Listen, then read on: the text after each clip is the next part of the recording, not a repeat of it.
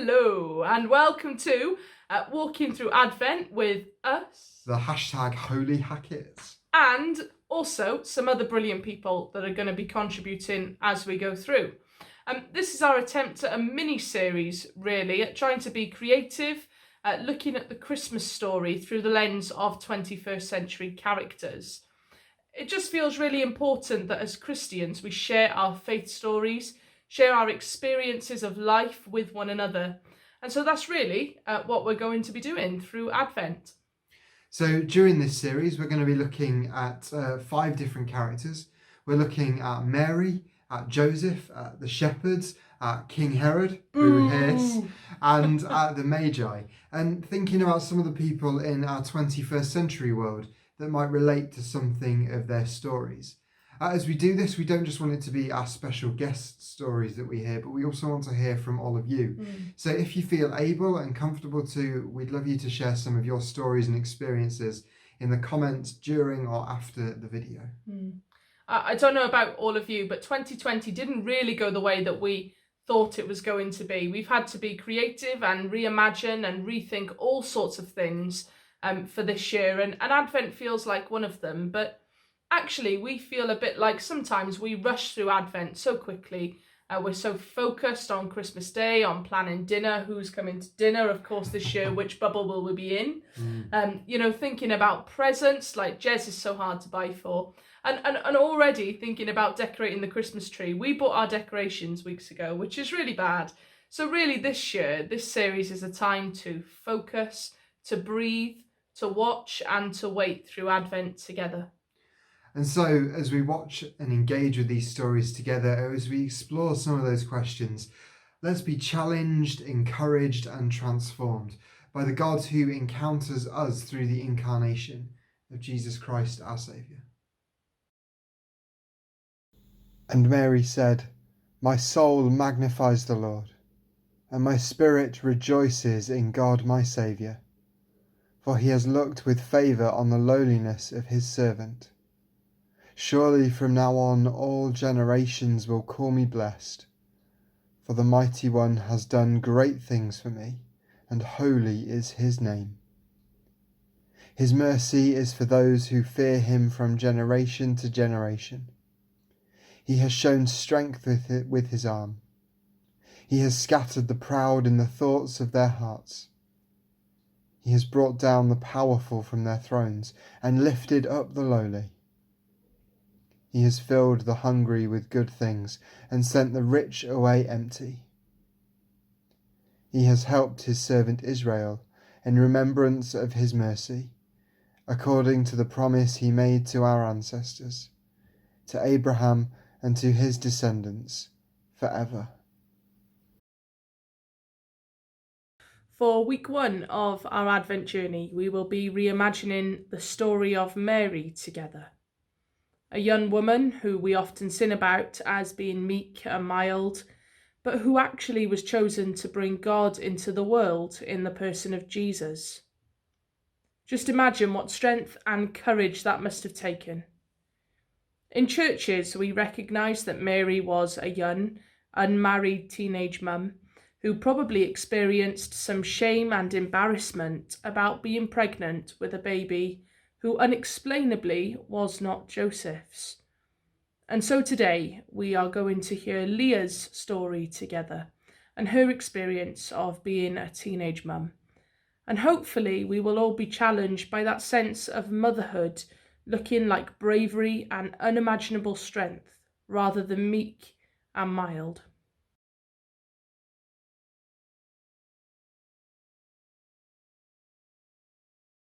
So I was 18 when I found out that I was pregnant. To be honest, I wasn't really doing much. I was working in We Fight Anything. I was going out and getting drunk a lot. It was sort of like a high point because I was in my teens. I was earning like over £1,000 a month, living at home with mum and dad, so I didn't really have anything to spend on because I just recently moved back in.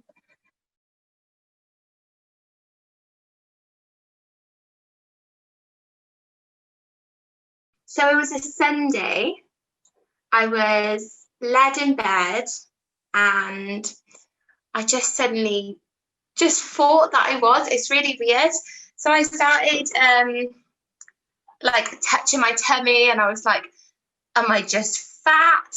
Like, what's going on? And the only shop that was open was Tesco. So I walked all the way to Tesco. Obviously, I was quite young, and I looked really young as well. So I go in the shop, and I just felt like every time I went down the aisle with the Tesco, everyone would just look at me.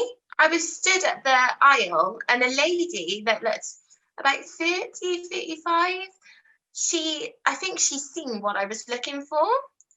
And it was just the dirty looks on the face. It wasn't like, there's a young girl, she must be feeling scared. It was more of a like, oh my God, look at her. Like, you automatically think of all the horrible names that you got called in school and stuff like that. And it's all running through your head. That's what everybody is thinking. And I went back into my bedroom, shut the door. Obviously, I was just sat there, just panicking about everything. Because I think before you think it, you're like, oh, it'll be fine. Like, it's nothing. But I don't know. I think you do just know. And I was 100% adamant that, like, that was what was happening. And then obviously I popped up saying that I was pregnant. And I didn't cry, but I just sat there in complete and utter shell shock. I was absolutely petrified. But I just remember just thinking, like, I've known that you're in there 100% for 2 seconds, and I already just feel this massive love. Like, and that sounds really stupid because there wasn't even anything at this point, but you just get overwhelmed with, like, just a feeling that you can't even explain. It overpowers the being scared.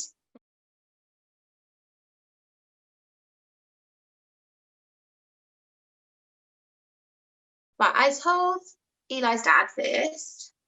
I told him over text message because I was way too scared to say it in person. So the immediate reaction was a case of ruining somebody else's life and the demand for an abortion. Like, there was never a, how do you feel? Are you okay?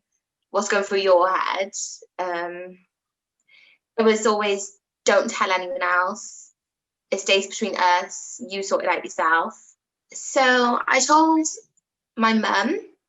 She was the second person that I told. And it didn't come out how you would expect news like that to come out. So I carried this around for 4 days, and I think it just got the better of me. It was the only thing that I was thinking about. I was getting ready for work, and I couldn't get a taxi. It had started snowing outside, and I think everybody had just got the same idea that they needed to get a taxi to work. So I remember getting in a row with mum about it. She was calling Tiger taxis and couldn't get through the same time that I was trying to get through to come back cars. And she shouted at me and said, you should be more organised. Why didn't you book one last night? And I said, because I'm pregnant and I don't know what to do. And she looked at me, and she 1,000% heard what I said. And she just looked at me, and she didn't smile, she didn't frown. And then about 10 minutes after me stood in the doorway staring at her, she said, I can't get a taxi, you're gonna have to walk. I think it was 2 days later, I got told by her that I had to tell my dad. It was sort of an ultimatum. It was when you feel comfortable doing this, you tell who you want to tell. So I was in the car. In my head, I was thinking, like, this is the perfect opportunity. You're listening to music with him, you're laughing, you're joking. It's the only time you're going to have separate, like, you've got the opportunity to tell him now. But I think it's always, the fear just gets the better of that perfect moment. And then about half an hour later, I could hear my mum and dad talking. And I suddenly heard a very, very loud bang and the door slamming whilst all of this was happening, and people are slamming and banging. And There's shouting and arguing, which I'm not even involved in at this point because I didn't even get the chance to tell him myself. I just remember just sitting there and thinking, it's absolutely fine, like, I'm going to look after you. It was like I was in a house full of people, but there was nobody else there. But there was one person that genuinely jumped for joy. That was the baby's dad's mum. She literally like grabbed me and was like, I'm going to be a nan. I think I was more shocked at her reaction than she was.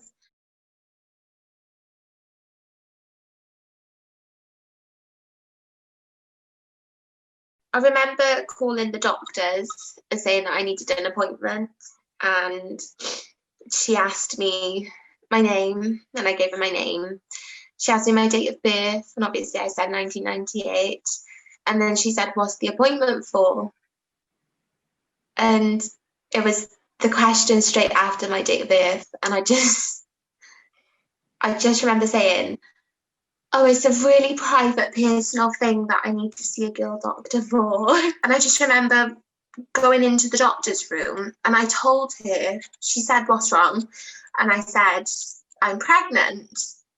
And you sort of expect some sort of reaction, especially from a doctor. And she said, oh, so what are you going to do? And I was like, what do you mean? And she said, well, you've not got an appointment with a midwife, so I'm assuming you're here to talk about abortions. And that just absolutely shell-shocked me. And I just remember being really defensive straight away. I was like, no, I'm here because I want to know my baby's okay, not so that you can kill it. And she said, oh, well, you'll have to book an appointment with a midwife for a few weeks' time then. And that was it then. It was like I was sort of ushered out the room. It wasn't like there's a young girl that's scared in this office that's clearly by herself with nobody else there to help her. I should sit her down and explain the process. She doesn't even know how to get a midwife. It was just, you're wasting my time type thing. And unless you're going to kill your baby, I don't want to help you. Like I said, you don't get told in all of these health classes and stuff, you do not get told how you would deal with something like that. I think they just assume like you're not going to be a young mum, and that's not right. Like, just because you wouldn't necessarily sit there and think, I'm 18 now, I want to be a mum, doesn't mean that you shouldn't be taught about that, especially as a scared young girl that nobody's happy for at this point.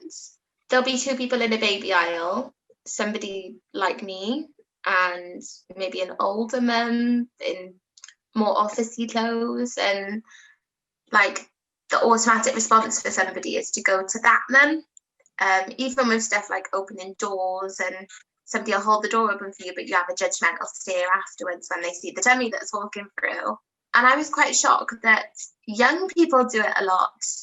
I thought it would mainly be older, more judgmental people, but I remember getting on the bus and an old lady sitting near me and asking me questions about how I was, and she seen my little green book, and it was after a scan that I'd been to by myself, and it just cheered me up that she wanted to see the scan picture.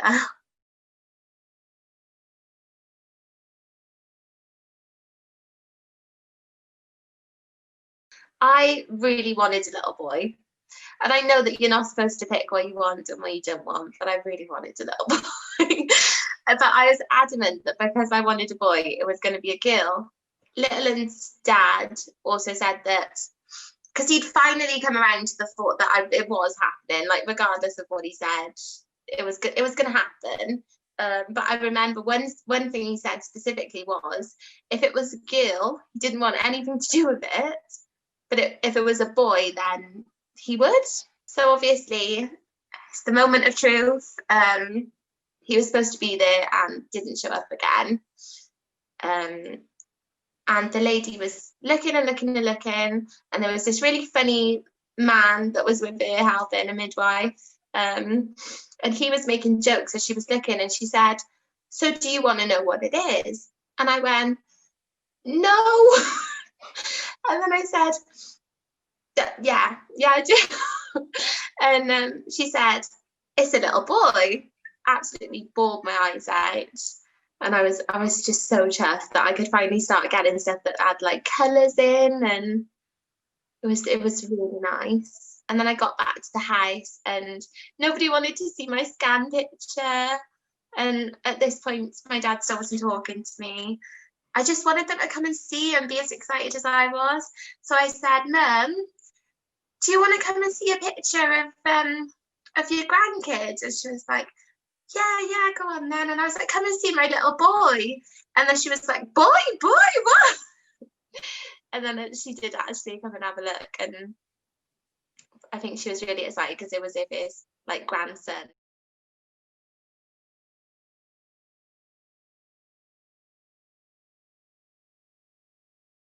Every single mum at some point will think, I can't do this.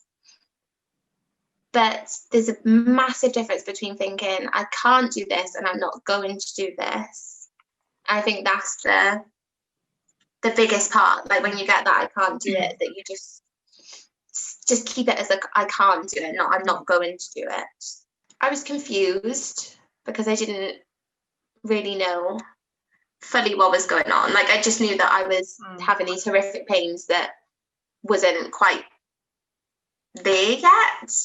I remember asking the doctor if I could have some pain medication, and I got given 2 paracetamols. I just suddenly felt like a shift, and I remember telling the midwife that I felt really sick, and I said, like, this is like it's definitely the real thing now, and she just didn't believe me. I remember somebody literally saying to me at one point, just sit down and just deal with it. And she said, I'm not taking it out based off of your word. She said, I may not be a midwife, but I do know what's going on with my body. And they're not stopping. So I think you just feel completely like you're not in control at all. And then nobody's listening to you. So you've got that on top of it. And it's horrible. You're back to that place of nobody believes you, nobody's supporting you. And then I was sick everywhere, really, really badly.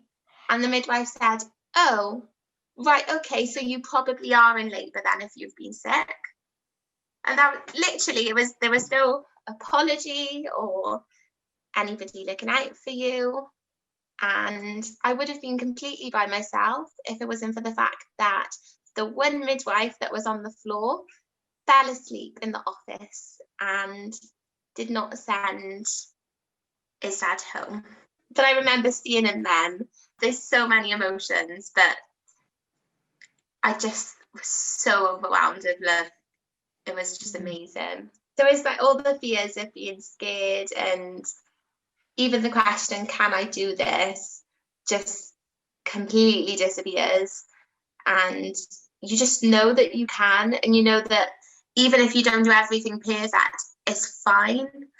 Like you've got this new person that's got to do everything with you, and you're going to do everything together anyway.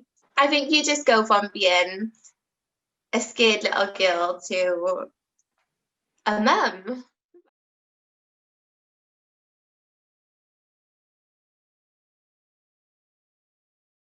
I would want to tell younger me, or any young mums, to be independent without being lonely. Now, I know that doesn't sound like it makes much sense, but just don't think about what other people are going to think. Just don't let anybody that influences your life influence anything to do with your baby.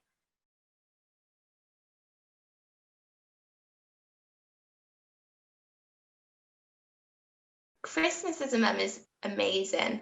You have the excitement of just seeing them smile. You just know that they're going to be so happy all day. And it's nice that you've given them that bit of happiness. But it's also nice that you don't take the credit for it.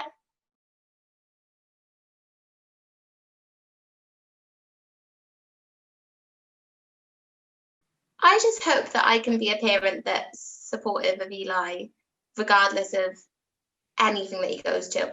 I don't want to have him feel like he's too scared to sit me down and tell me, even if he's sat there and he knows it's the right time, that he can't get the words out. I want him to think, I need to tell my mum, rather than I'm too scared to tell my mum. Like, I just want him to know that I'm always going to be there regardless of anything.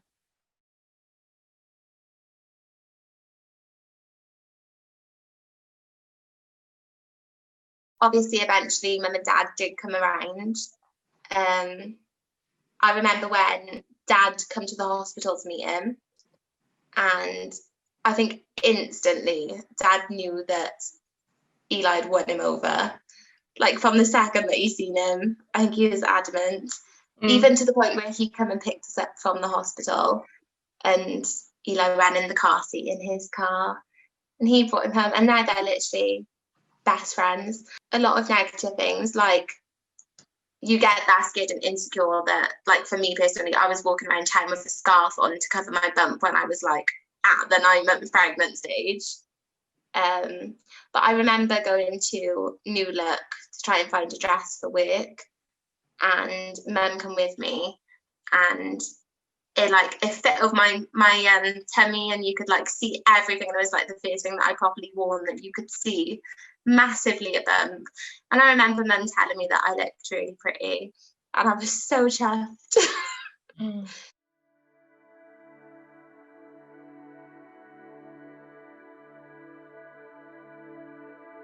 What are your experiences of motherhood, either as a mother or as someone who at some point has had a mother figure in their lives?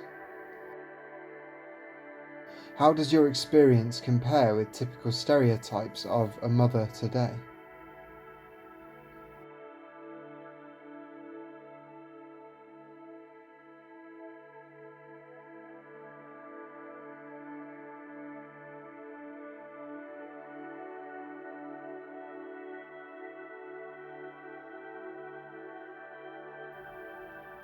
What do you think we gain by seeing Mary as a strong and brave person, standing up to shame and criticism, instead of just meek, mild and submissive?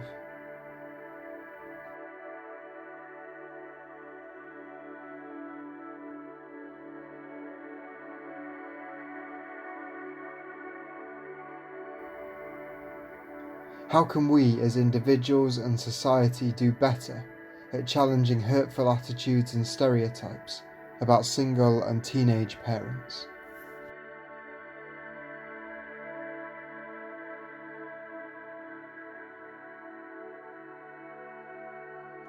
Life-giving God, we thank you for the gift of new life, for the courage of parents, for the joys and challenges of parenthood. God, today, may parents in their fears, anxieties and worries know and trust that you are with them, and that you know their baby fearfully and wonderfully made, that we are children of God, known and loved. Amen.